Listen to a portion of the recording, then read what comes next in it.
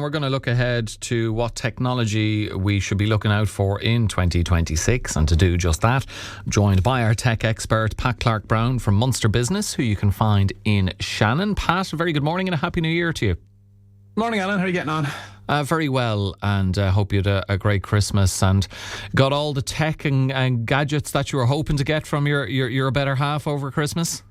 Not holding my breath, unfortunately. No, we had a kind of a deal that we wouldn't be buying any more tech. There's enough of it around the house as it is, she says. All right. Well, I don't know if that's your New Year's resolution, but if it is, I doubt you're going to stick to it. But talk to us about what we can expect for 2026. Tell us about Steam Deck and how highly anticipated is Steam Deck. Yeah, that's kind of it was kind of announced towards the end of last year. So that's the company Steam, who host an awful lot of online gaming platforms for other systems like Xbox and PlayStation. So Steam Deck is their new product they're launching. Should be out towards the end of this month, hopefully thereabouts.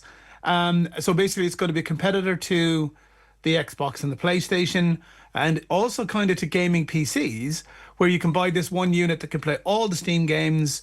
It's supposed to be a very powerful device. We haven't seen too much detail of it yet. So I think that what's coming up the 6th to the 9th of January is the CES, which is the Consumer Electronics Fair in the US. It's on in Las Vegas. So that tends to be when all these big announcements are made for what we can expect to see throughout the year. So another week or so to get to that. And definitely Steam will be a big part of that.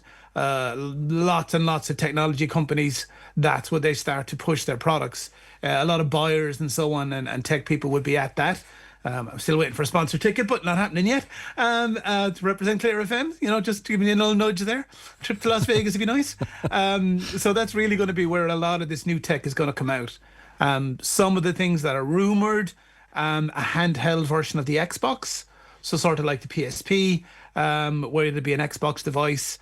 The PS6 is rumoured from Microsoft as well. People are wondering whether they're going to reveal that at the CES exhibition as well. And unfortunately, I know we try to avoid talking about it too much, but AI is going to be everywhere. So into 2026, we're expecting a massive growth in AI data centers. And there's a whole rigmarole in the background this about how much water they use, how much electricity they use. But for all of these AI services that these big, massive companies are pushing to work, we need more of those centers all around the world. I teach a lot on AI. And one of the things that we're kind of seeing at the minute is there's a lag, there's a delay. So if you're using even Microsoft's Copilot, which is built into Office, and you ask it something, there's that 5, 6, 10-second delay while it figures out what you're asking about, and then you'll get the results back. So that's only going to be improved by the growth of data centers. Obviously, there's environmental impact and all that is going to be an effect of that. They're using a huge amount of the electricity production of companies. But you've got countries like Saudi Arabia and India and so on are pushing themselves as being the new homes for these big data centers. Some of the colder countries are actually pushing as well, because one of the big costs is keeping it all cool. So if stick it in the Antarctic, it's already cold. We just got to run the fibre cables to get the data back to the rest of us. So that's definitely, there's in lots of different forms, smart cameras, smart glasses. That whole AI thing is kind of a big growth area for this year. Okay, just before we move on, you mentioned the rumours of a handheld Xbox and PS6.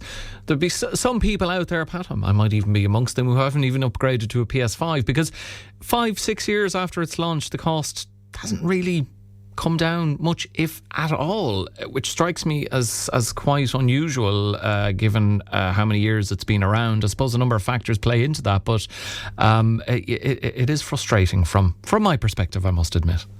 Yeah, and I mean, it's only going to get worse this year because there's a big demand for memory. So the price of RAM, the price of memory for these devices is shooting up at the moment, because the companies are finding it handier to sell all the RAM to these AI companies for their data centers, rather than to companies like Microsoft and Sony to use in their devices. So that is one of the things that is going to delay and also push up the price of these new devices when they do launch, is that the cost of the memory which you have to have in them is going to consistently grow. Access to video cards is an issue as well, because those manufacturers are selling them to the AI centers to be used to process AI data. So it's impacting the rest of the industry because everything's been funneled towards AI because that's where the money is and that's where the companies are investing at the moment. So again, whether these things even launch, again, the PS6 has been pushed back and pushed back. And now with the fact that price would have to go up quite dramatically because of the additional production costs and issues with tariffs and all this other things that are impacting it.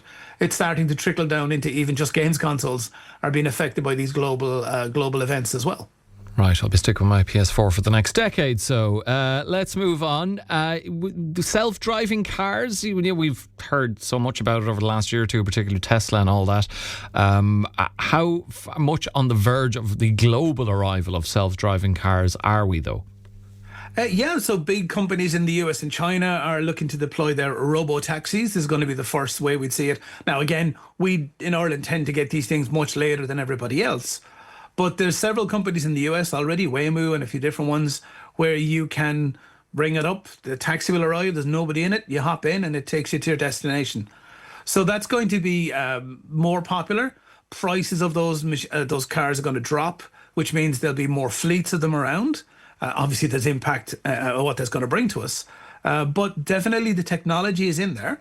And again, AI is a big factor in all of this because for the car to recognize what's going on around it, they have an artificial intelligence system built in. These are becoming significantly more efficient and faster. So the reliability and the safety of these devices is improving because they can process more data points and see movement or people walking up behind cars or, the million and one things that we as regular drivers process that we don't realize how much information you process just driving your car because it just becomes second nature. But all of these things have to be trained on how to do it. So that's something that's been a big push is going on. The cars from China are making a massive impact at the moment. Lots of them being sold in Ireland now, different brands. Very good quality, much cheaper than the American stuff. It's a bit of a kickback against Tesla as well. So we'll find that these will become more popular. And as they get more generally used, then the robotic versions will come in as well. Now, not something that's going to happen today or tomorrow in Ireland, but certainly in Europe and in the US, there's a lot of this happening. And then that brings us on to kind of industrial and home robots. So we're all kind of familiar enough with the little mop guy that runs around and cleans your floor. But now they're actually bringing out full-on human-looking size robots that can do a lot of the work around the house for you as well. Now, again, initially they're going to be used in industry.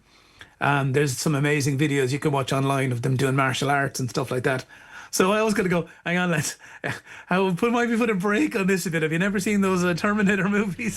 Stop giving them, teaching them how to do martial arts and giving them guns. It never ends well for humanity, No, definitely not. For home care and for the elderly and so on, that's something that we could see coming fairly soon. Okay, just finally, Pat, then tell us about bioprinting.